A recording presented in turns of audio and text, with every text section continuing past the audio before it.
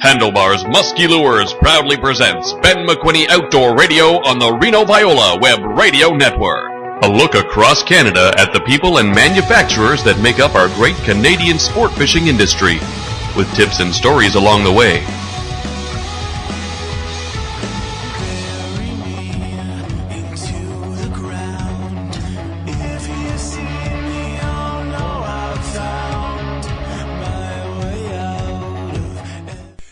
Alright folks, welcome to Ben McQuinney Outdoor Radio, right here on the Reno Viola Outdoor Radio Network.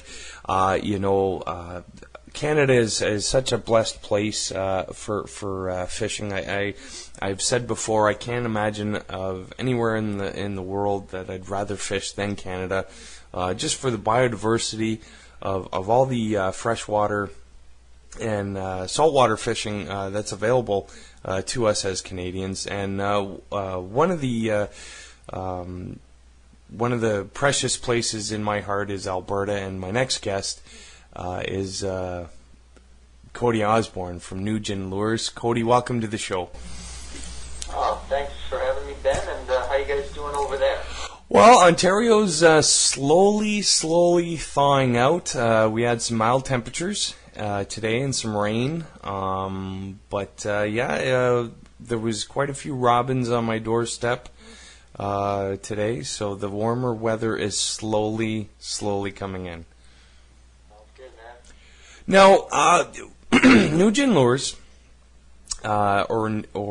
it's a play on words, a new generation, and we both, from previous conversations, enjoy the fact that as stewards of the outdoors, it's our obligation to teach the generation coming up behind us about the stewardship and getting them into fishing and getting them into the outdoors and helping with the environmental changes that are going on for the better.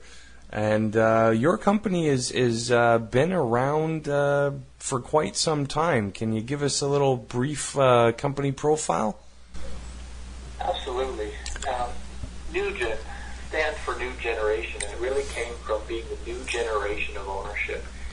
At the beginning of 2013, I inherited a small hobby fish hook company from my father-in-law.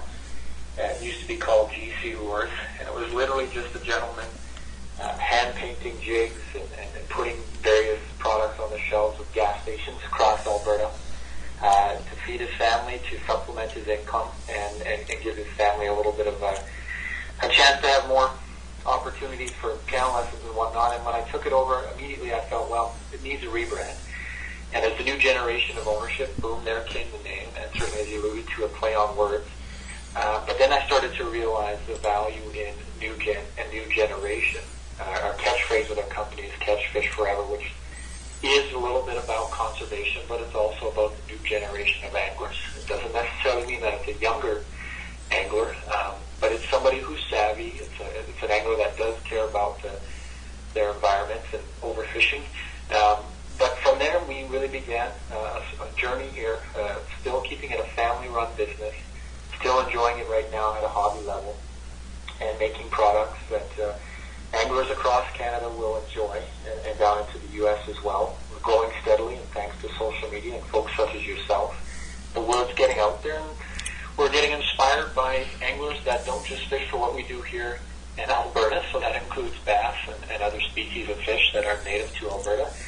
But here we go. We're a year old as Gnugen Lures, about 31 years now in heritage, and really enjoying it. Fantastic. Now, one of the things that I like to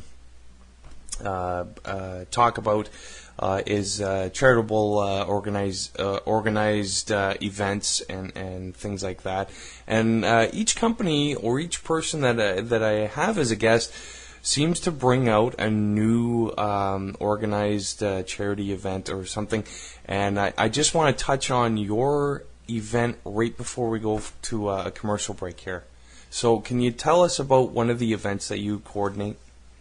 Well, I guess an event that's coordinated by others individuals that we've been a part of. There's a couple of them, and one of them is with the Azumi Casting Spoon. We've done stuff with Bob and Wayne year in October, we did stuff with Debbie Hansen and the Heels and Reels fishing event, which is an event held in Florida every year, well, second annual, and it's an event where at-risk female youth get a chance to go fishing with professional female anglers, and we are very proud to be a part of that and support that, and we look to do these types of events again this year. It really does align with the brand of New Generation of passing the sport on to others and continuing to catch fish forever. So very, very fortunate to be a part of those two events. Fantastic. That sounds like a fantastic event, and also working with the Izumis. We're going to take a quick commercial break, and we'll be right back with more Cody Osbourne and New Gen Lures.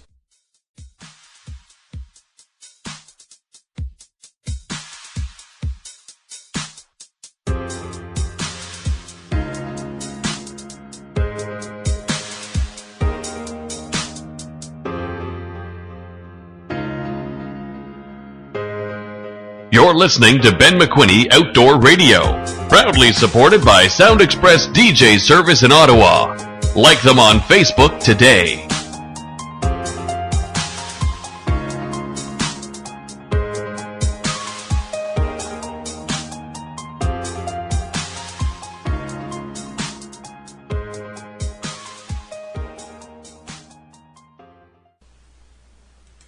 All right, folks, we're back with Ben McQuinney Outdoor Radio right here on the Reno Viola Outdoor Radio Network.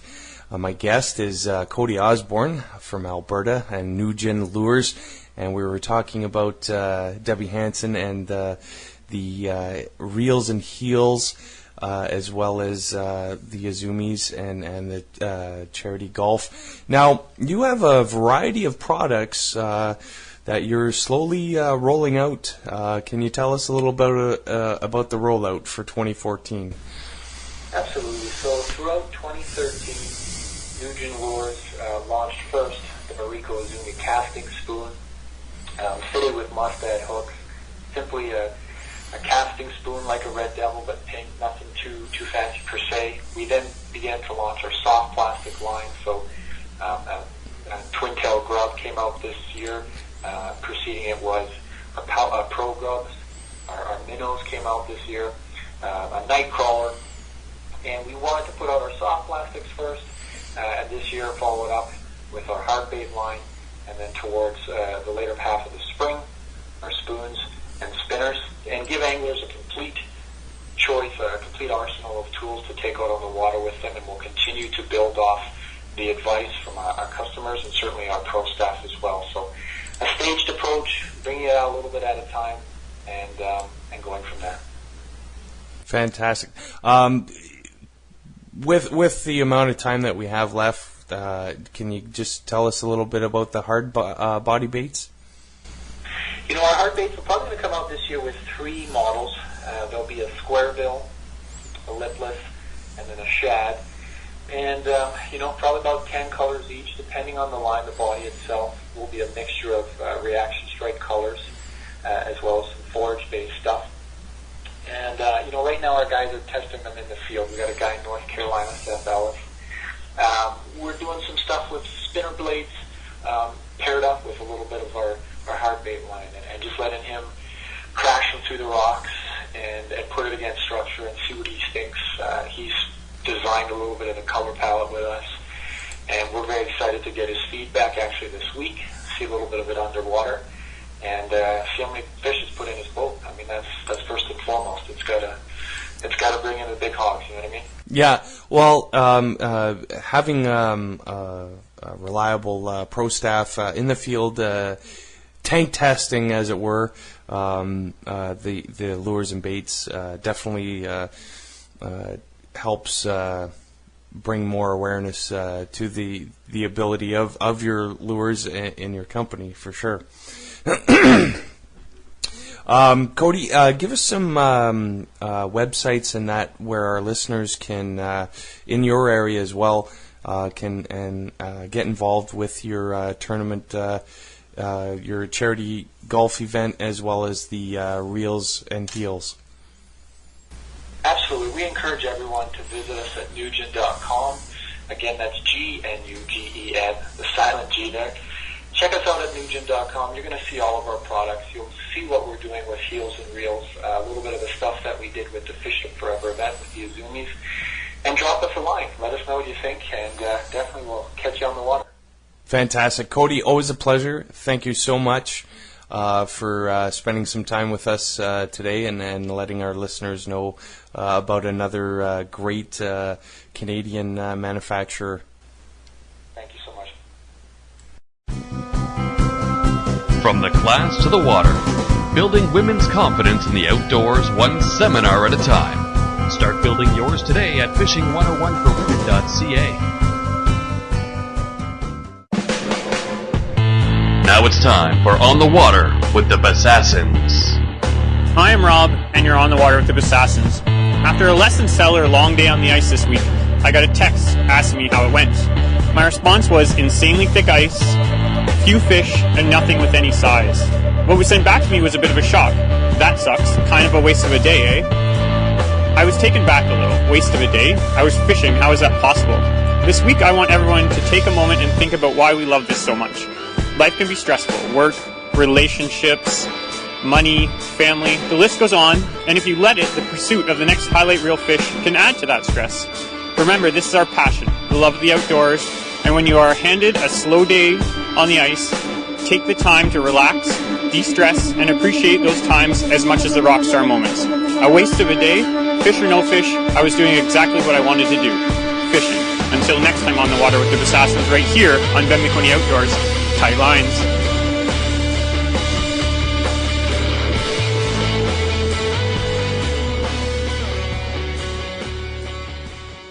Well, folks, welcome to Ben McQuinney Outdoor Radio.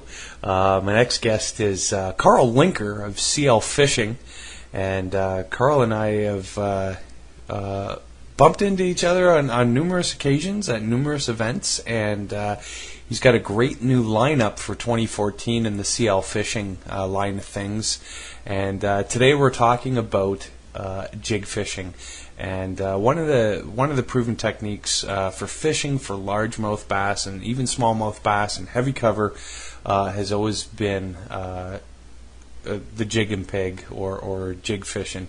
So, Carl, tell us about your new lineup and some of the new colors that you've come out with this year.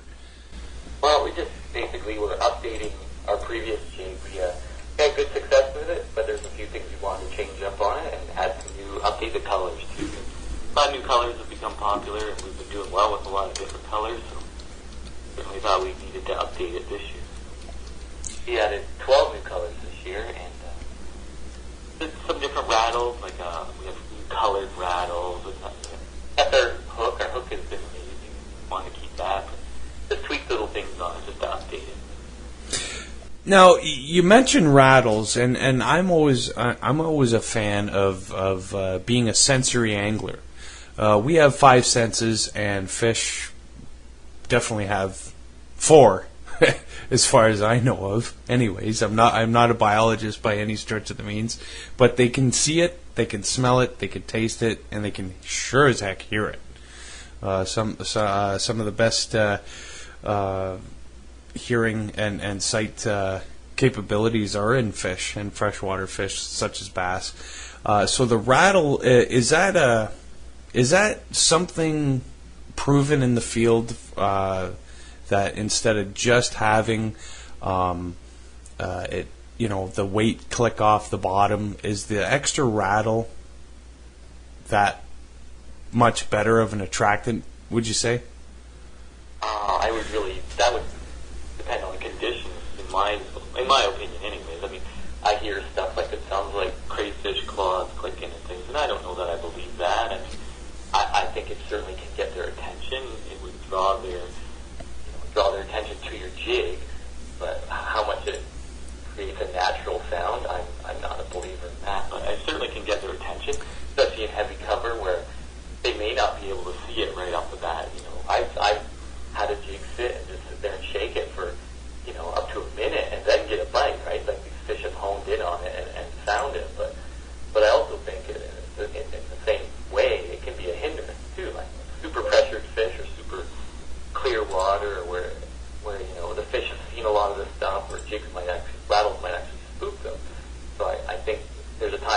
for it. Our rattles, you can remove them if you want, if you're worried about that. But I think most cases it's helpful, but there are those times where you need to maybe pop those rattles out for a while and see if it makes a difference. Mm-hmm. Especially pressured fish. Pressured fish, we don't give them enough credit sometimes. Yeah, and here's the thing too. People think I'm crazy for saying it, but if I trap you in a trap because you got caught of your own curiosity or stupidity, and I let you go, I'm pretty sure I taught you something. For sure, there's conditioning. Yeah. Sure. Because even though a fish has such a small brain, they do. I honestly believe that they do pick up some form of behavior pattern. Oh, I got caught. Okay, that is not a good thing for me. And maybe it takes a while for them to clue in and lose that behavior. But I think in time, as that fish is released and released and released, it kind of gets shy of that pattern of being caught by. Absolutely. Now, And there's other times where they're just boneheads, right? They'll Yeah. just eat anything. yeah. It's fishing, and I don't think anyone's got it to a science, that's for sure. But I've seen them eat crazy things, and I've seen them ignore perfectly natural things. So much to learn yet for everybody. But its conditions dictate everything, and the mood of the fish, and so many variables. That's what makes it interesting and makes the puzzle something you want to solve, right? Yeah, and that's why a lot of us love our bass fishing, because it's trying to, you get onto a body of water and you just want to pick it apart. One of my favorite series on WFN is Lost Lake, and it's like, every time I go out on the water, even if it's a similar body of water that I've been on before, I still treat it like the first time. And I try and dissect it in a different manner than I did the last time. And it's all about learning and time on the water. But getting back to your jigs, what is some of the components that we're using for your jigs? Well, the head of my jig, first of all, is, that's the starting point. So it's a little different than a lot of jigs. It's not a stand-up head. It's not really even, well, it sits on the bottom fine, but it's not really, it's a kind of a drop jig. It's a move through the cover jig. It's narrow. It's kind of a thin head. Like it'll sneak through the cane, the cattails and stuff really well. Pencil reef, it comes through nice. It's a heavy cover flipping jig that flips through nicely. It's not one you want to sit on the bottom and crawl it across rocks and things like that. Like, we do have a jig coming out like that a little later this year, but this model, the Instigator jig, it's for coming through cover. That's what it's made to do. So it's got a nylon weed guard just like everyone else, and then but the head just gives it that advantage of flipping through the cover. Because it's narrow and it just works nicely that way. And it's basically the same that we've had before. Just, some minor upgrades. We added a bigger lure keeper barb on the shank, so when you stick your Angler's Choice craw up there, it sticks on well and hangs on there. What was that? Your Angler's Choice craw. Angler's Choice craw. Yeah. Ah! It's funny. Dave, he asked me, or he says to me, he goes, when you're talking to Carl, ask him what his favorite trailer is. Well, my personal best large mode was one of my jigs with one of his craws on it, so it was a nice fish, and it was a team effort there with our product. So. Yeah. And that in itself says a lot too, right? When you can team up with a soft plastic and it's a successful combination. Yeah, for sure. Yeah. I'm gonna get together, do some more color matching, I'm sure, this spring for his new sniper shad. My swim jig, we need a little paddle tail for my swim jig, which that's another amazing jig we brought out last year, and it's doing very, very well. But just the color matching, they line up well. Yeah. And also not to shirk on our spinnerbait line as well that you've come out with some new colors and patterns again in your spinnerbait. Colors come out this year, and they're just hitting the website now. We haven't done a lot of promo with them yet, but that's going to start soon too. But we have colors, and a new blade color. That's something we're going to play with. It's not new, I guess. It was around and it kind of disappeared, but it's a unique, like a black nickel blade finish. It's a pretty unique flash. It's a little different than what you see out there. And we've been playing with it. I do like it. I mean, it's got a time to place like everything else. I think it's going to be a winner. Well, and that's one of the things that I've learned over time. Various techniques of fishing, spinnerbait fishing. There certain colors are dictated by the weather, whether it's bluebird skies or overcast or partly cloudy. You know, all these things come together with the clarity of the water and putting together a successful color pattern and profile for these fish to go after. Now, what size do your jigs start and finish at? Well, we just got on the website just today. We got the half-ouncers up. We're still waiting on the mold to finish up for the 3/4, but we will have a 3/4 ounce before the opener, that's for sure. We'll have the 3/4 ounces up on there. Just waiting. This mold, we had an issue with it, so we want to get it right, so we're redoing it. So a 3/4 ounce is in the works. It will be done very soon. And then we'll go from there. We'll see what the guys are asking for. You know, some guys want some 1 ounce, and we feel it's worthwhile, then we'll add a 1 ounce. I probably won't go a lot smaller, not for this one anyways. Now the newer jig, the more stand-up style jig that we're coming out with, we will have a lighter head coming out with that one, because it's going to be more of a, I would say open water, but not as thick cover type of jig. So we'll probably go with a little smaller size there. But for this, the instigator itself, we'll go from half ounce, and I can probably see a 1 ounce coming down the road, and a 3/4 is guaranteed. Mm-hmm. And the skirt now, you make that out of, is that just silicone? Yep, it's silicone. I played around last year with a different type. We were going to use an umbrella type skirt, sort of like what we use on our spinnerbait. So we worked with it last year, and it just wasn't what we wanted. So I went back to the banded skirt, like the typical jig banded skirt.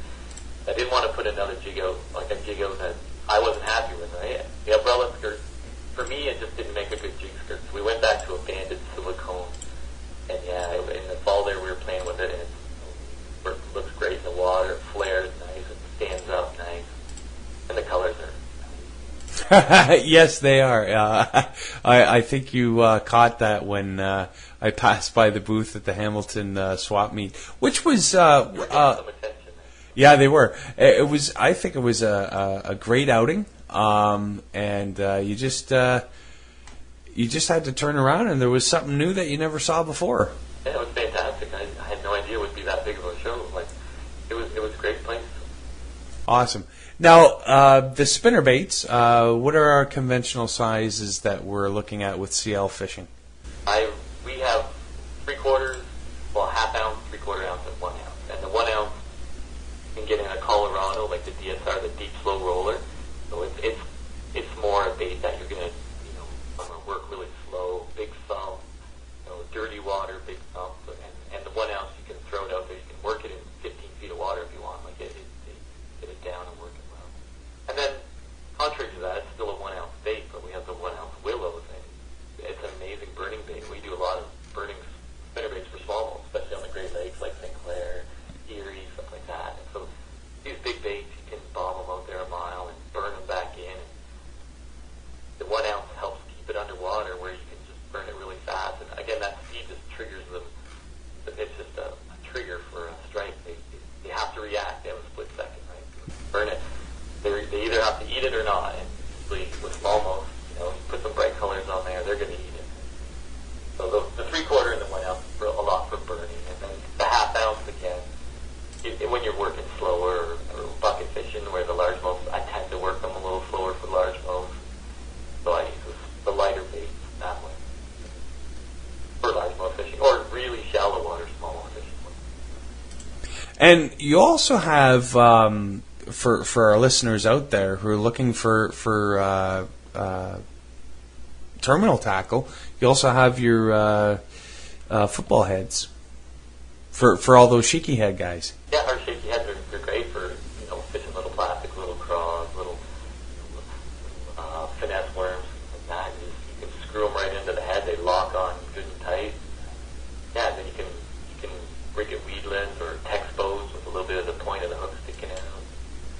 gammy hook, a good sturdy gammy hook. It's not there's lots of light wire shaky heads out there, but ours is a little bit sturdier hook. I've actually flipped with that hook quite a bit. Again, we have a 3/4 ounce shaky head, so I mean, you can flip with it, but I fish the St. Clair River quite a bit. Mm-hmm. So I could be fishing 30 feet of water with big current. So, Yeah. I mean, a 3/4 ounce shaky head gets it down there on the bottom, too. Yeah. So, he says, but that comes in 4 sizes, right from your little finesse 1/4 ounce up to your 3/4 ounce big fat football head. Fantastic. Well, folks, there's links up on the Twitter feed, and I'll also be sharing on Facebook. Carl, give us your links there, buddy. Oh, clfishing.com is the website, and then the Facebook page is pretty busy too. We keep that updated regular, and we love to see people's fish and love to see their pictures and things coming through. So I encourage everyone to get involved on the Facebook page. Check out the website. We just got the new jigs loaded this afternoon. Actually, that's what I was doing all afternoon, loading pictures, editing pictures. Looks great, buddy. The half ouncers, the 3/4, again, they're coming. They really are, but it's going to be a little bit yet. So. That's fantastic. Laugh for the opener, that's for sure. Perfect. Well, Carl, thanks so much. It's always a pleasure to have you on the show. Thank you very much, Ben. Take care. Take care. The best and most muskie-friendly leaders on the market today. Remember the name, huskymuskie.ca. If multi-species action is what you crave, catch it today at fishenvy.ca. Promoting the outdoors to women of all ages. Join today at OntarioWAA.ca. Zing the Bling at handlebarsmuskylures.com. Book your trophy mission today with KeithsTrophyFishing.com. Well, folks, it's been great having you this week for another edition of Ben McQuinney Outdoor Radio right here on the Reno Viola Outdoor Radio Network. I just want to give all my friends out there in Twitter, Facebook, YouTube a big hello. And in Ontario, our weather forecast seems to be slowly warming up, and that means there's going to be some shelf ice on the rivers letting go, and then the streams and rivers are going to slowly start opening up. And I just want to express to everyone, please use extra caution if you're planning on in the next few weeks of attending the trout opener. Always bring a walking apparatus of some kind, like a walking stick, and have a PDF, or sorry, not a PDF, but a PFD, some kind of flotation device, some extra safety equipment, because this time of year, you just never know what we're going to get for weather. But the long-range forecast looks like we're not going to get anything below 0. So from Sunday to next Saturday. So, folks, once again, tune in right here on Ben McQuinney Outdoor Radio. Tight lines. Handlebars Musky Lures proudly presents Ben McQuinney Outdoor Radio on the Reno Viola Web Radio Network.